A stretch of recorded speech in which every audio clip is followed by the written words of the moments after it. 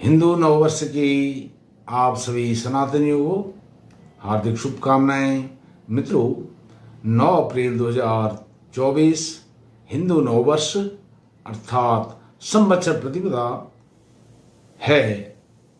9 अप्रैल 2024 से हिंदू नववर्ष आरंभ हो जाएगा। मित्रों, इस अवसर पर हिंदू नववर्ष पर संवत्सर प्रतिपदा के दिन जो चंद्रबल अशुद्धि अपैठ है, किन किन राशि के जातकों को चंद्र अशुद्धि अपैठ होगा, वह लेखा जोखा आपके सामने मैंने रखा है, फिर भी आपको संक्षेप में बताऊंगा। मित्रों, यदि आप ज्योतिष से प्रेम करते हैं, ज्योतिष में विश्वास रखते हैं, तो आप मेरे चैनल को सब्सक्राइब कर सकते हैं। मेरा एक अन्य चैनल हरिप्रिया जोशी, उसको भी आप सब्सक्राइब कीजिए। मित्रों, यह हिंदू नववर्ष की हार्दिक शुभकामनाएं आपको फिर से प्रेषित करता हूं। संवत्सर प्रतिपदा के दिन 9 अप्रैल 2024 को चंद्रबल अशुद्धि अपैठ, इसको अपैठ भी कहते हैं, अर्थात प्रतिकूल, इसको जो प्रतिकूल है उसको अपैठ कहते हैं, चंद्रबल अशुद्धि। तो किन किन राशि के जातकों को यह अपैठ है? मेष, सिंह और धनु राशि के जातकों के लिए यह जब वर्ष आरंभ हो रहा है, यह अशुभ है। घबराने की बात नहीं है, इसका निवारण उपचार भी मैं आपको बताऊंगा। मेष संक्रांति अर्थात विश्व संक्रांति, ये दिन सूर्य नारायण भगवान मेष राशि में पदार्पण करेंगे 13 अप्रैल 2024।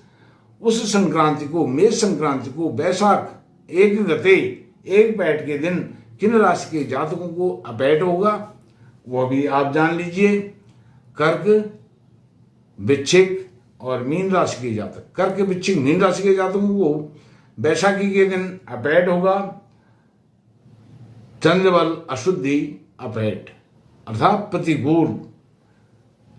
यह 2 चीजें बताई।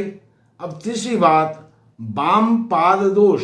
वाम पाद दोष केवल मेष संक्रांति, विश्व संक्रांति, वैशाख एक गते के दिन वह होती है। वह 3 नक्षत्र बताऊंगा, जिन 3 नक्षत्र में इन जातकों का जन्म हुआ हो। इन 3 नक्षत्र वाले जातकों को, जिनका जन्म आद्रा, पुनर्वसु और पुष्य, आद्रा, पुनर्वसु, पुष्य, इन 3 नक्षत्रों में जिन जातकों का जन्म हुआ है, उनके लिए विश्व संक्रांति पर वाम दोष, वाम पाद दोष यह निर्मित हो रहा है। और इसके लिए आपने क्या करना है? संवत्सर प्रतिपदा के दिन जो चंद्रबल अशुद्धि अपैठ हो रहा है, उसके लिए दुर्गा सप्तशती का पाठ करना चाहिए, या दुर्गा जी, देवी जी का उनका पाठ, उनकी पूजा जिस भी प्रकार से हम करें वह करना चाहिए।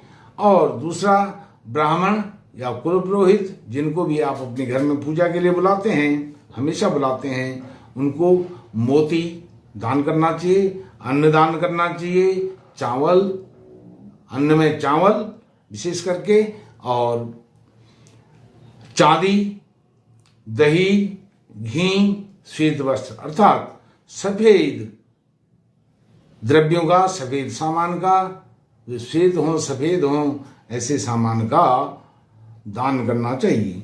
जिनको वाम पाद है, वाम पाद दोष है, विश्व संक्रांति के दिन आद्रा, पुनर्वसु, पुष्य नक्षत्र के जातकों को, उनके लिए उन्हें रुद्राभिषेक कराना चाहिए, और चांदी का पैर, दही, चावल, लाल वस्त्र, श्वेत वस्त्र और अन्न, अन्य बहुत सारा जो अन्न होता है वह भी दान करना चाहिए। जो यह प्रतिकूलता है अपैठ की, अपैठ का मैंने बताया जो भी।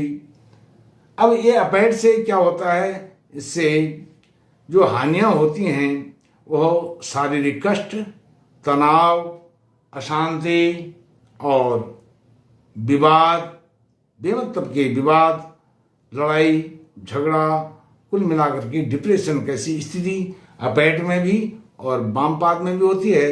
अपैट में अर्थात यह माना जाता है जिनको संवत्सर प्रतिपदा के दिन अपैट होता है वह वर्ष उनको प्रतिकूल होता है अर्थात अशुभ होता है, और जिनको बैसाखी पर अपैट होता है उनको माना जाता है बैसाख का महीना अर्थात 13 अप्रैल से 14 मई तक वह मास महीना अशुभ होगा, ऐसा शास्त्रों में बताया गया है। मित्रों, यह मैंने आपको बताया हिंदू नव वर्ष के अवसर पर यह हमेशा इस प्रकार की गणना होती है और उसकी हानियाँ क्या होती हैं, निवारण क्या होते हैं, यह भी मैंने आपको बताया।